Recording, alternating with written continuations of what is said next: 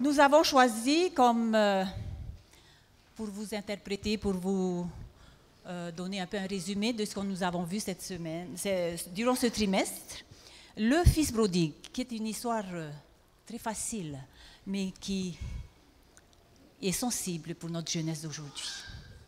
Je vous laisse, mais ça sera très court parce qu'on ne peut pas trop perdurer dans l'histoire, mais je sais que vous connaissez déjà en tant qu'adulte l'histoire, mais les enfants vont vous interpréter d'une autre manière. Merci.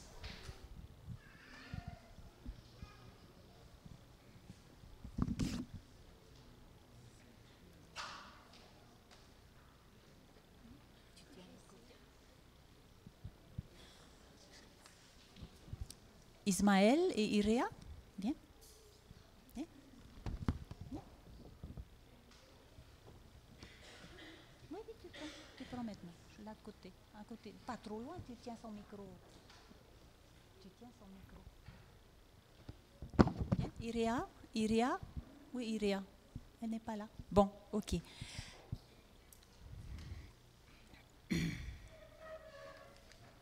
Va te mettre de l'autre côté, tu vas t'en mêler avec ça.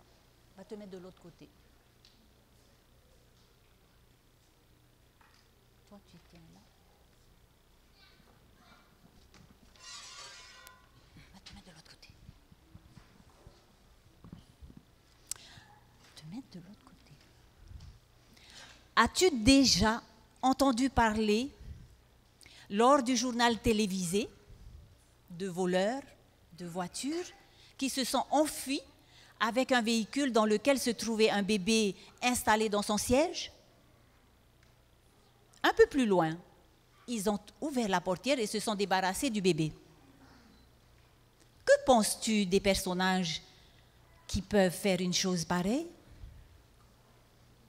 Qu'en pense Dieu?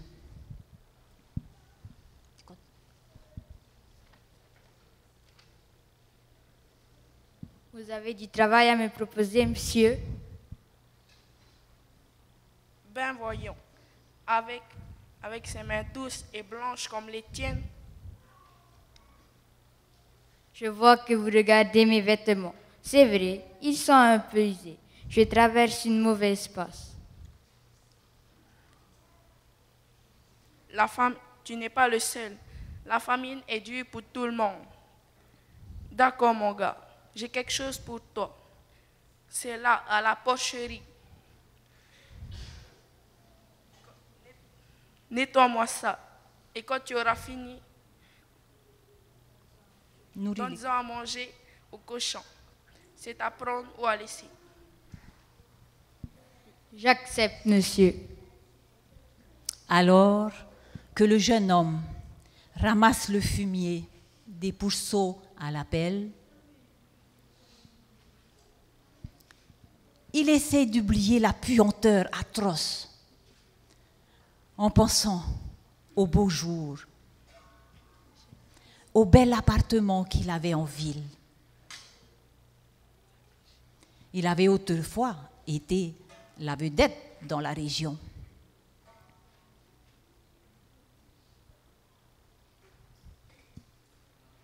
Quand j'y pense, mon père savait sûrement que cela se terminerait ainsi. C'est sûrement ce qu'il voulait me dire. Une fois le ramassage terminé, le jeune homme s'assit sur un caillou. Et à un moment précis, il se mit à penser au bon repas de chez lui. Mon père était un homme bien. Il fait manger ses ouvriers à sa table, pas comme ce fermier avare. Si seulement. Non, je ne peux pas faire ça. Brusquement, une fenêtre s'ouvre dans son cerveau. Pourquoi n'y avait-il pas pensé plus tôt? Je retournerai chez mon père, il a de la nourriture et du respect pour tout le monde. Je dirai à mon père, j'ai péché, permets-moi de nettoyer ta gorge.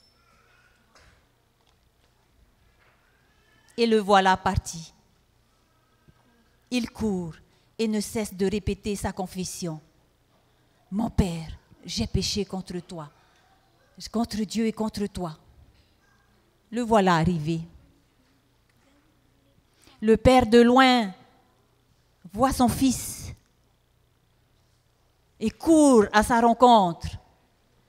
Il fit rapidement entrer le jeune homme et réclame une belle tunique pour couvrir ses vêtements crasseux.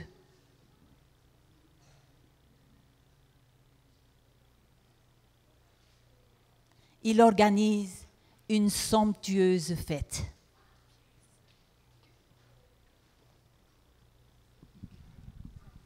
Voici mon fils, il était mort, il est revenu à la vie. Il était perdu et il est revenu.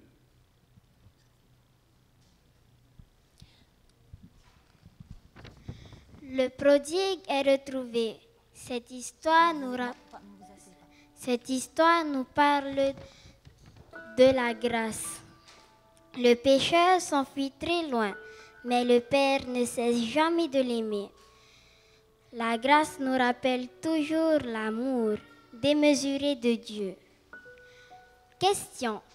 Combien y a-t-il de prodigues dans cette histoire?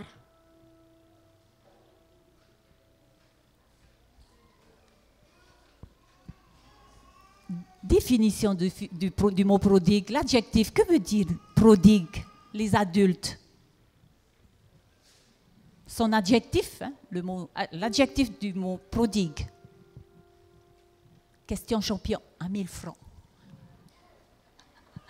Que veut dire prodigue? Quel est le sens du mot prodigue en adjectif? L'adjectif qualificatif. Alors, celui qui lève la main aura un chocolat de Pâques. Ça, c'est la définition du nom. L'adjectif. Que dit le petit Robert? Ah, les enfants, ils ont perdu les parents. Hein? Ils n'ont pas trouvé la signification, l'adjectif.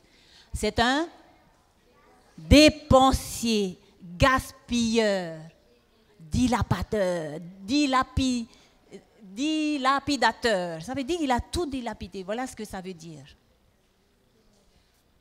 Je laisse Augéré continuer. Bien sûr, il y en a deux. Le fils cadet et le père. Le père a aussi gaspillé à outrance des fonds pour organiser le festin réservé à son fils. Et nous, chers frères et sœurs, parents, ne sommes-nous pas parfois comme ce père prodigue? Avez-vous pensé à votre offrande pour ce 13e sabbat? Elle servira à acheter des Bibles pour les enfants de la Papouasie-Nouvelle-Guinée, n'est-ce pas?